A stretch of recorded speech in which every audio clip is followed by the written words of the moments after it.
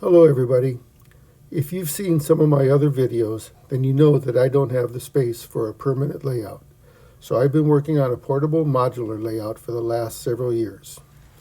It wouldn't have been hard to wire if I only had a few loops of track, but I enjoy running my accessories just as much as the trains, and that's where the wiring gets complicated.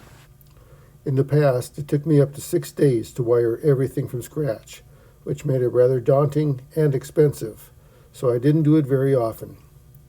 So once I knew what I wanted for a layout with 3 loops and all of my accessories accounted for, I decided I needed to permanently wire each of the 3 tables so that all I had to do was put the tables together and plug everything in.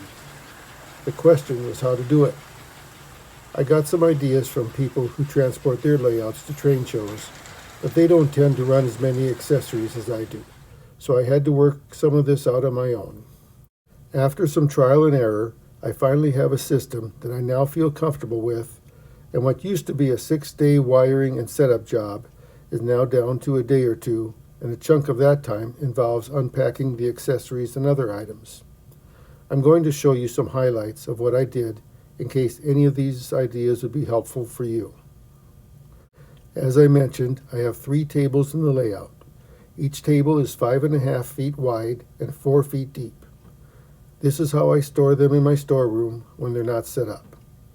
I use these brackets to keep the tables separated enough that permanent items like switches aren't damaged. This is the stand that I built to store them on. It obviously doesn't support the tables by itself, so I have to lean them against the other shelves in the storeroom.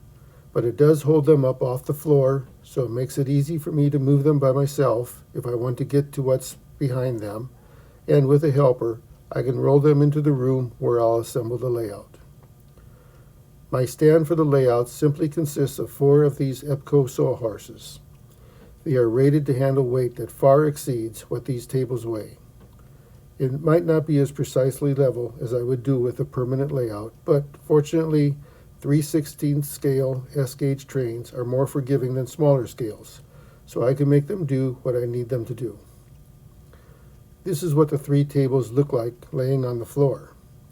They're made of plywood with 2x4 frames and an extra support under each. In the lower left corner is the control area where the buttons for most of the accessories are, as well as the controllers for the switches on that side of the table. The 3 transformers for each of the loops are also in this area. As I pan along the length of the tables, you can see that I didn't cut tracks to exactly match the ends of the tables.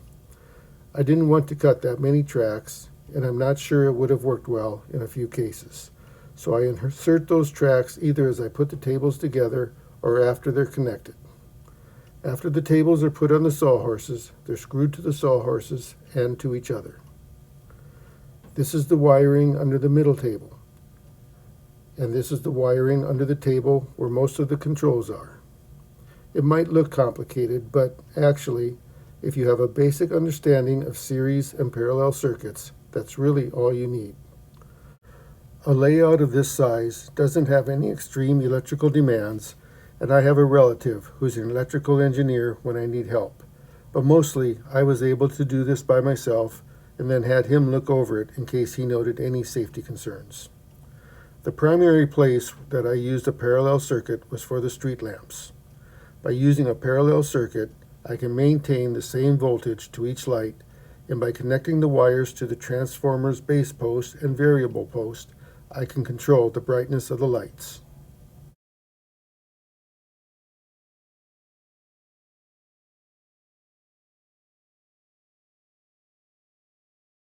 These are the types of holders I used to help organize the wires and keep them from drooping too much.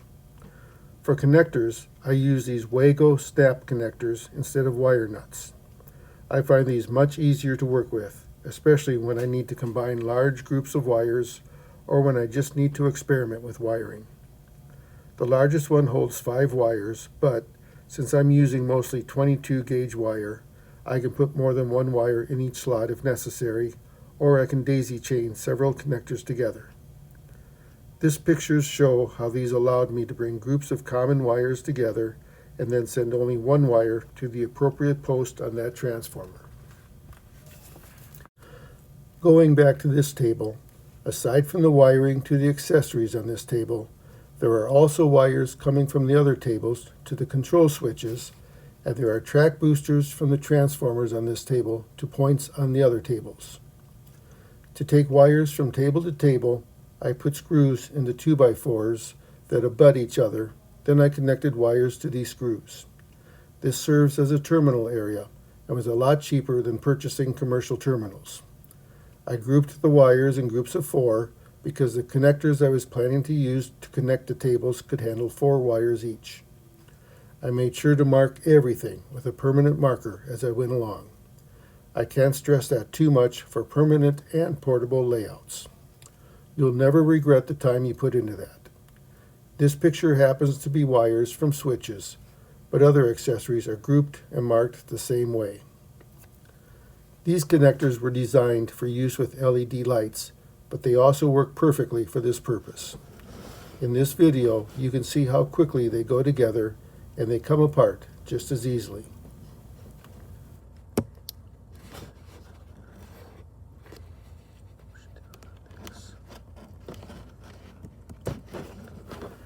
So the end of one table looks like this, and the end of the other table that is connecting to looks like this.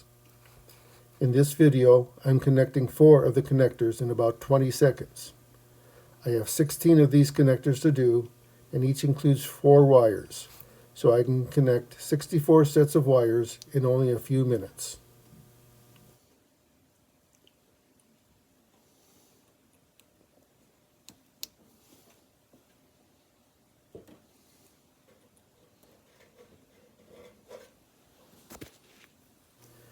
These wires then go to these 6 32x1 machine screws that I use as posts for each accessory.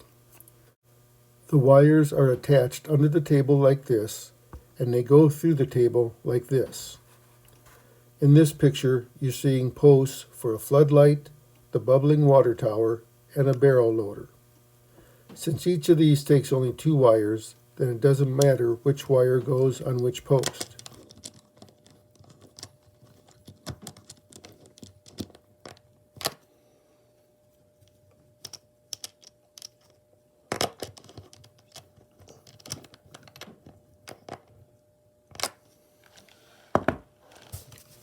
For accessories that have more than 2 wires, I color code the posts using colored tape that corresponds with the wire. These posts are for the Mystic talking station, a semaphore, and a lighted billboard whistle. Here you can see how I connect them. I used an extender and socket from a standard set to make this little tool. I also have the posts marked with permanent marker under the table in case the colored tape falls off. If you don't like seeing the posts on top of your table, then you can hide them with bushes, buildings, or other things. Or you could run the wire through the table and do the connecting under the table. I'm thinking ahead to the day when I won't want to, or be able to, spend so much time under the table. So I put the posts on the top, and I camouflage some of them, but I don't worry about it too much. For a few accessories, I keep the control box next to the accessory. The log loader is one of those. The original wire is in such good shape that I didn't want to cut it, so I made a small hole that I used to stuff the wire through, and then wire it to the posts. I also do this on the coal loader and loading platform, so I can be right there to help the accessory if needed. The screws I use for control boxes are the same ones I use for track, which I'll discuss in a minute. Just so you know, I did speed a couple of these clips up a bit. I don't normally work this quickly.